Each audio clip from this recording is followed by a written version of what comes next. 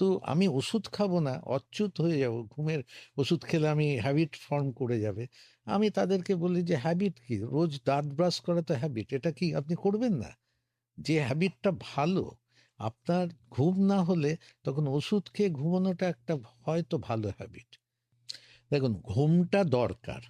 এবার কখন ডক্টরের কাছে যেতে হবে ঘুমের? ঘুম তো ডিপ্রাইভেশন আমাদের প্রত্যেকেরই জীবনে নানা কারণে হয়।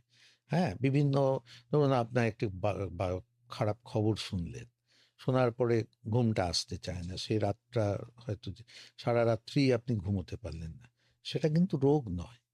হ্যাঁ, এটা নর্মাল ফিজিওলজিক্যাল চেঞ্জ। কিন্তু আমি যদি 4 সপ্তাহ কন্টিনিউয়াস ঘুমোতে না পারি, এই তখনই একজন এরকম 4 to 6 উইক্সের ঘুমের ডিস্টারবেন্স হলে they should seek doctor's advice. এবং সেই মোমেন্টে এবার আমরা যেটা দেখি যে এর ঘুমোতে পারছে না, মানে এর ঘুমের আমরা বললাম যে স্লিপ লেটেন্সিটা, ঘুমোতে মানে ঘুম ইনিশিয়েশন হচ্ছে না, তাহলে সেগুলো কিন্তু মেডিসিন দিয়ে শুরু করতে হয়। করে এবার ইনিশিয়েশন হয়ে যাওয়ার পরে তার কিন্তু প্রলং স্লিপ নাও হতে পারে। সে আর্লি মর্নিং অ্যাওয়েকেনিং হয়ে যাচ্ছে, সে ঘুমোচ্ছে ওষুধ খেয়ে 10টায়, কিন্তু বলছে ডাক্তারবাবু আমি তো 4টের সময় জেগে যাচ্ছি রোজ। হ্যাঁ, তার কিন্তু স্লিপ ডিউরেশনটা মানে স্লিপ এফিসিয়েন্সিটা কিন্তু ওই ওষুধে হচ্ছে না। তখন আমাদের মেডিসিনটা একটু চেঞ্জ করতে হয়।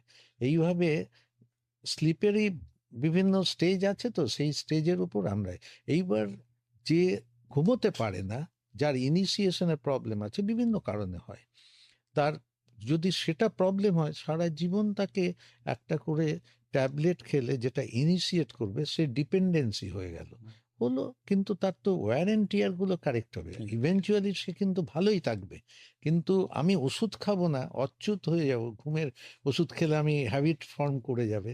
আমি তাদেরকে বলি যে হ্যাবিট কি, রোজ দাঁত ব্রাশ করা তো হ্যাবিট, এটা কি আপনি করবেন না? যে হ্যাবিটটা ভালো, আপনার ঘুম না হলে তখন ওষুধ খেয়ে ঘুমানোটা একটা হয়তো ভালো হ্যাবিট, সেটা করতে হবে।